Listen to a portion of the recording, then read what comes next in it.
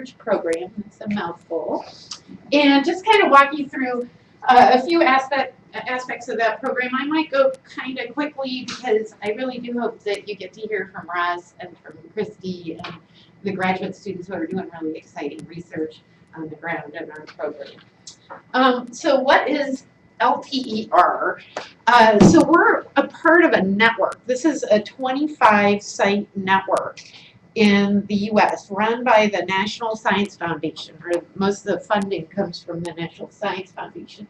And this is the distribution of these sites, and they're all around many different, most of the different kinds of habitats that we can think of in our country. And there's also some sites in Antarctica and one out here in French Polynesia. So some fun places to go if you get into this program. The whole point of the network was set up about 30 years ago. The National Science Foundation recognized that, most grant cycles from most agencies are perhaps 3 or 5 years long, and that's insufficient to really address the key kinds of changes that are happening in ecosystems, right? Ecosystems are changing over long periods of time, and if your grant only lasts 3 or 5 years, you're only getting a snippet of what's really going on. So NSF realized that, and they said, okay, let's start up a program with the intent that, sites would come on competitively with 6 years of funding, and then write a proposal to renew that funding for another 6, another 6. And as long as things are going well, then you can have this long duration program. So there are some of these sites that have been around for 30-some years. Ours started up in 2000, so we've been here for 13, 14, and we're starting to really have this longer an understanding of the Everglades that's built on this kind of longer term phenomenological work. So the sites do have some of the research goals in common. So there are some topical areas that we make sure that we all do so that we can bring our findings together across place and understand some broader general ecological processes. And so I'll get into a little bit of the detail of what we do. Let's see here. Oh. Yeah, move. I feel like I'm missing the slide. There we go. Yeah, here's our research domain. So you guys so far, you've been down the Main Park Road, right, into all the way down to Flamingo. Okay, so you were down sort of in this area, I think. Did you go out to Shark Valley yet? Or I don't know if you spent time out there. Okay, so you've been down in here. We have 2 transects where we have each one of these red dots is indicating a site where we're collecting long-term data on things like water depth, water chemistry, the plant community composition, animal community composition, you name it in the ecological realm, we're collecting it at these places. And the sites are arrayed along the 2 major drainages in the system, Shark River Slough and Taylor Slough. And they're all within the confines of Everglades National Park here, are outlined in blue. And our main questions that we're addressing along those transects are really, you've heard about in the past 2 talks, is how does the changes in water flow that is happening as a result of the ways in which we move water around the landscape, right, through our canal system that you've all been driving around, and our rearrangement of that water through Everglades restoration. How does that interact with climate change, particularly sea level rise, to modify this coastal gradient? So what I want to do is walk you through the different habitats that we see along here, and then talk about some of the science that we're doing and how that's informing us about how this area may be changing as a result of those 2 pressures. Yeah, so there's the 2 drainages, and we've got sort of this balance between freshwater flows that are hopefully going to be restored through Everglades restoration and the saltwater pressures from the coast. And so as we move down through the system, we have these expansive freshwater marshes that you probably saw from the nice lookout tower down in Pahioki. The marl prairie dotted with tree islands, our brackish water estuaries, so all of that water is collecting and moving out through the system in Shark River Slough and Taylor Slough. And those forests lining those estuaries are incredibly productive, very tall and happy mangrove forests. And then we come out into Florida Bay on our one transect and the Gulf of Mexico on the other, into the shallow marine estuarine type of seagrass-dominated environmental coast. And of course, we always have to remember that people have been a part of the system for pretty much as long as it's been around. And so we have anthropological studies of what folks are up to both in the Everglades and around the Everglades. And this is really important. I'm going to come back to it because it's, of course, the decisions that we're making that are affecting the future of this system. The system is classically very nutrient depleted. So we're on, limestone here. So the limestone is really good at absorbing nutrients from the water and doesn't have very many nutrients in it to begin with. It's just solid bedrock. And so we also have very, very slight, as Dr. Sento talked about, slight elevational differences from the interior of the Everglades to the coast. And that matters a lot when we think about the current configuration of the organisms and productivity, organisms who live here and the productivity of them. So this limestone is a really good sink for nutrients.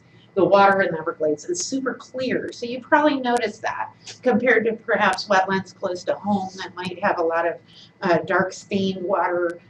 Here in the Everglades, most of the interior marshes are fairly clear water, and that has to do with that adsorption of nutrients and dissolved organic matter by that carbonate in the water and in the rock. And the concentration of the nutrient that limits productivity in the Everglades, that's phosphorus, is really, really, really low. Less than 10 parts per billion. That's a super low value. Probably some of your really oligotrophic lakes around where you live maybe that may have water that pure, but probably very few of them, even in the natural landscape. So that's a very nutrient depleting setting. And that leads to a bunch of paradoxes. And this is one of my favorite images of Pandora and her box of paradoxes. And I'm going to talk about three that we like to think about and that we've kind of encountered in our LTR research in the Everglades. One has to do with algae, the next with consumers, and another with what's going on in the coastal ecotone. So I want to talk first about this perplexing periphyton. When you were out in the, let's see, maybe in Pahioki or Anhinga Trail, I'm not sure if you noticed these great big floating mats of algae. So there's a lot of algae in the system. So you see settings like this out in the slough where you have your water lilies interspersed with all this algae growing on other plants in the water. And there's a lot of it, and that's unexpected because we don't have very much nutrients out there to fuel that kind of production. So that's a big surprise in and of itself and something that we've been trying to figure out. Here I'm showing a literature review of the abundance. This is a metric of production. So grams of material in a square meter of wetland. And so that's biomass of periphyton, of this algal bacterial kind of matrix of microorganisms in a whole bunch of different habitat types. So from other kinds of salt marshes and streams and rivers, ponds, lakes, even effluent and artificial streams. So lots of different habitats. And we see that usually the amount of periphyton we find is very low. And this is, I thought that was a log scale, but it's not. But it's still, the red value for the Everglades is super high. And this is the amount of phosphorus available, is the main nutrient that these things take up.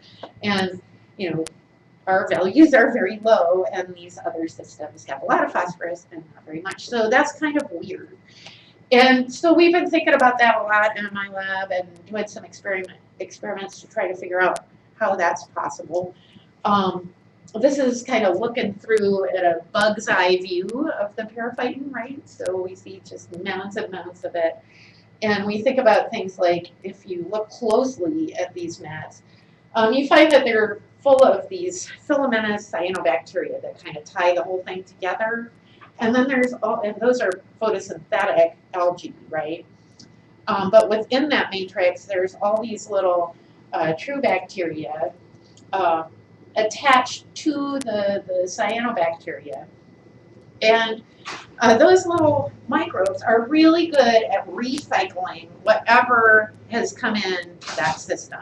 So they're taking phosphorus and they're taking it from organic form back into an inorganic form where the other organisms can then take it up again. So this is a hugely,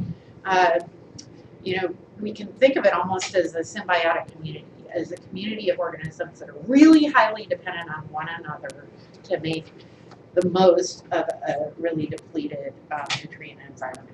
So we're doing a lot of studies at this. We still don't have this whole story figured out. It's still a bit of a paradox, but it's one that we like to work on in my lab. And building on that, so you would think, so here's this big clump of periphyton. So if you scoop up periphyton out of the water, you can hug on it. It's a charismatic organism of the Everglades. So again, we have this kind of comparison. Lots of this in the Everglades, very little in other wetlands. And one would think if there's a whole lot of stuff at the bottom of the food web, then you're going to have a lot of things that want to eat it, right? That you would expect to find lots and lots of little consumers, little aquatic organisms eating on that. Well, that's not what we find. We find instead our little bugs like this. We call him the alligator flea. You have to beware of these. These are hemipterans with biting mouth parts that actually can't get through an alligator hide, but they seem like they could because when they bite you, they sting like crazy.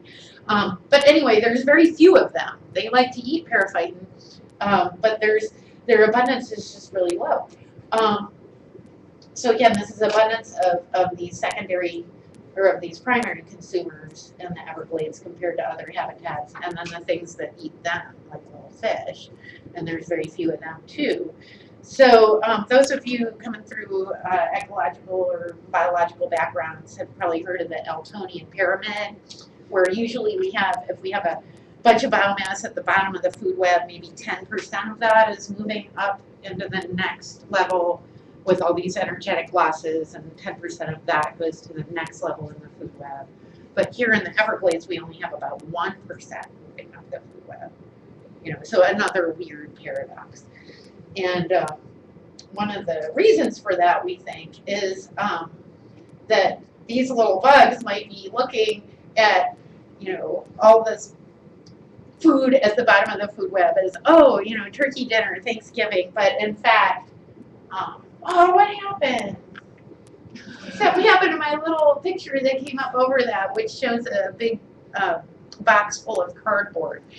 Because really, what these things are seeing, I don't know what happened to that, is that these mats are all full of these calcium carbonate crystals. They're really nasty to eat, in fact, and they're just really poor food quality for these little animals.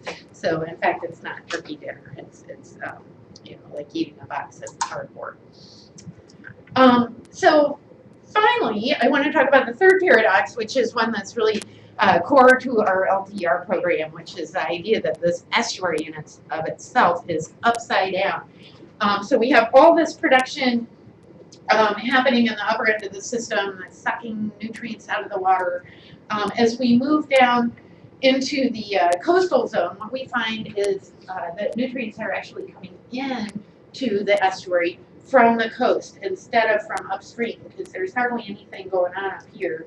But instead, we've got nutrients in the offshore waters of the Gulf of Mexico that get driven in daily during the tides, during big storms that might move through.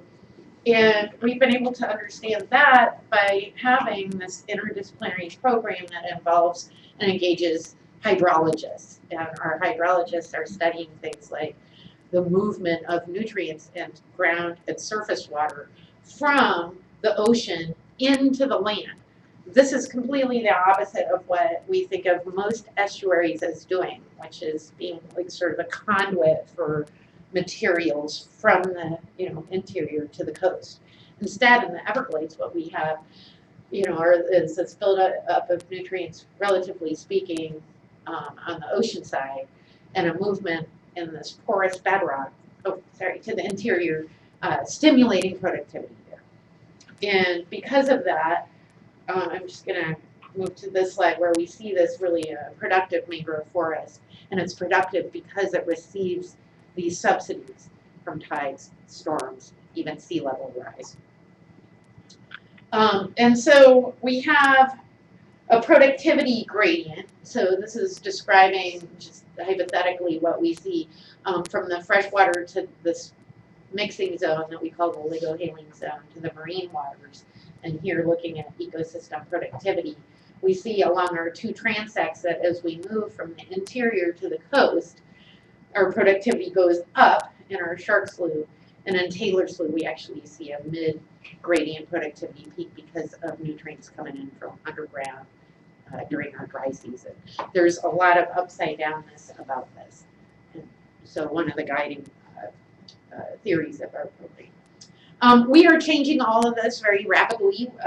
So there's been a history of putting canals in Florida to move water off the landscape.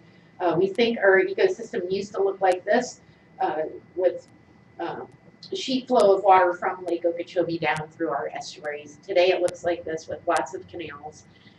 Those canals are not only taking water and shunting it out to our coast, but also being recipients of all these nutrients from our agricultural areas in the area south of Lake Okeechobee. And so there's lots of nutrients in that water that's now entering the upper part of the Everglades into those freshwater systems that are naturally very nutrient depleted. So that's a big change in and of itself. So what we're trying to do in Everglades restoration is restore clean freshwater flow to the Everglades. We can't just send any water into the system. It needs to be clean because of that super depleted nature of the interior of the system. And so here's just this depiction of our current flows being very channelized and the hope for the future of restored flows of water that's effectively treated to get those concentrations of phosphorus down to reasonable levels.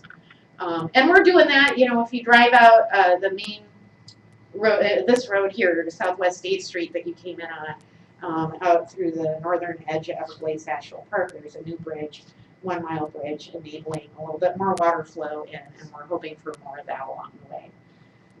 And we're hoping that that's going to be enough, as Dr. Sukoff talked about, to combat the rate of sea level rise and the effect of that marine pressure from the coastal margin. And so we have our model here that we're investigating, how is this arrow going to change from the freshwater and relative to this arrow from the salt water end. And I always like to think about, the future of the Everglades in a slightly positive note, in that, a lot of folks think about, well, we're at such low elevation and sea level is coming in and it's going to come in. And yet we can hold that off a little bit if we think really proactively. I had a really great teacher when I was at University of Georgia, Frank Golly, who is a ecological philosopher. And if you guys are heading off into the field of ecology, it's wonderful to read his stuff because he spoke from a very optimistic standpoint that, this is one of his quotes, I see the future not as a time of trouble or a time of fear or concern, but it is a great opportunity. We have technology at our fingertips now that we've never had before. We have the capacity for students to move into really neat programs in sustainability science, environmental studies, global studies that help understand ecosystems in a framework that we've never had before. And that gives us the opportunity to engage in studies that might really effectuate a better future. So I hope that's where you're all headed, and that you can be engaged in that as much as possible.